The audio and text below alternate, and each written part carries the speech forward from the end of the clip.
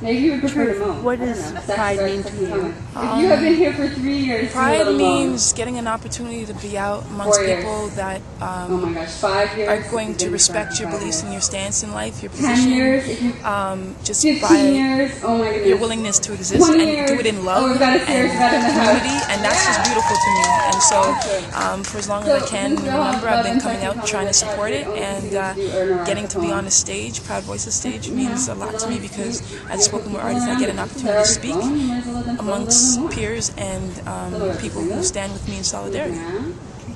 And is this your first Pride? No, it's not. But it's your first Pride on stage? No, it's not.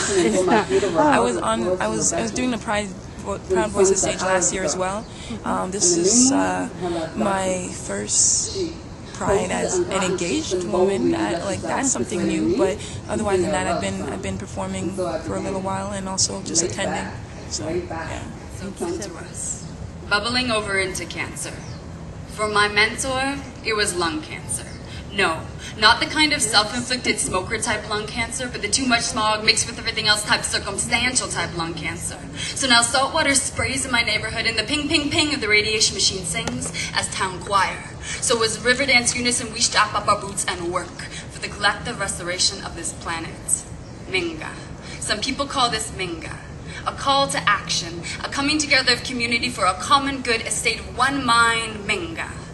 So I will remember him as Minga, because when our community comes together, I always think about his mind, my mentor, my teacher, my inspirer, the man who told me to pick up a stick when he had one in his hand already and taught me how to knit the pieces of our ecosystem together. And he came out as one gorgeous, beautiful soft sweater, and it held me suspended in dark bark until I finally saw that trail of a shooting star across the night sky. Until I finally found that trail that led me to a spring-fed creek with watercress salad, until I finally found that trail that stepped me to myself, to my core, to my passion, the earth. Minga. He swept away a skyscraper and showed me my path. He said, don't expect everyone to trot down yours because we all have our own. He said, it's okay to take a side loop, but don't get lost in the woods. Come back to your path. And when I did, I left pieces of my sweater behind so that others could find them, unravel their strands, and knit them into their own. I think you have a piece of my sweater. But don't worry, I won't ask for it back. Can I have some of yours? See, now I've got holes in this sling that holds me. So I'm looking for a new thread, common to all of humanity, that I can stitch into myself so that one day I can pull it out of my pocket, toss it to someone on another path, and we'll be able to communicate. Because we all see things differently. Take my mentor, for instance. He unscrewed the bolts of the institution that tried to educate me, placed an enter sign above the door where exit used to flash, and says that learning happens when you step outside. So that was Beth Ann box, Fisher. don't enter. I just want to let you know that we're all really excited to be here. This is our first Pride that we're able to celebrate together, and then get to be on the same stage, and it's awesome. Awesome sauce, I like that. Yes, I did just say awesome sauce. Feel free to use it amongst the day and your entire life. Spread it over everything. I definitely want to share some stories with you, and this particular one, it comes up again and again because one of the best relationships I've ever been in was not with the person that I'm going to spend the rest of my life with. It was just not right. It wasn't meant to be, and this was on this journey that I had started. I'm like, something's not right here. I mean, you're a great person, you're a great guy, but I'm just not feeling it. I'm just not feeling you just in that sort of way. And to this day, we're still amazing friends. And this was the beginning of my journey. So this poem is called Learning to Love. Our final goodbye needs no real ending. I simply abandoned that wishful feeling that I wasn't doing the right thing right at the door, and I closed it behind me. So now I'm gone, and the word we has become nothing more than a memory, and that's one small step for me, causing one giant leap in my heart, pumping adrenaline, more love into my hand to release the handle from a hole that still holds your heart. I can't turn back now.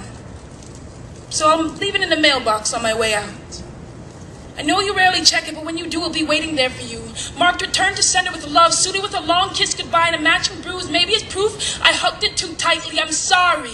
I can't shed any tears for you. There's not enough left and no reason to do it because I was happy with you, were happy with me, was and were become those keys that still don't lock what had happened, but it doesn't matter. This feels right, like when I would write with that pen you gave me as the pen. So like that pen, we flowed. So sometimes I do recall our relationship with 4 quarters in my mind because when I would see the world as being flat, you felt it was round with no end, and who wouldn't appreciate that? It seemed to be a drop of a dime. We set right off its edge anyways, you're right. Maybe I am pessimistic, too pragmatic, but it makes sense to live life in these here moments because the next one will pay for it, but we're not guaranteed to own it. See, tomorrow's never promised. So I take pictures and create eternity with words and step on stages in pursuit of this non-existent now and allow others to capture the surroundings in a memory book that was given to me to remember that this is what went down. So if we ever get to see the future, we'll reminisce about this being one of those instances that help mold who we've become. I told you I loved you for that same reason. And I meant it. Things happen in this world beyond our control, like time, whether it lasted 2 or 8 minutes. I can't change it. It's over. So like a weary traveler, a soldier, I pack the body of my shit in black bags and I leave. And at the end of the street, the help is a woman who looks just like me. Because she is. And she's asking, truth is, that you? Where you been? So I replied to my first and truest friend, I've been learning to find boundaries and break outside of these boxes. I've been learning to love myself rebellistically and love it. I've been learning to stop lying to myself because I want to be considered more than just logically beautiful. I've been learning to compromise. Learn that there are no things better left unsaid, just a better way or a better time to say them. I've been learning to smile right side up because I've been too familiar what it looked like upside down. But mostly, I've been learning to love. Thank you.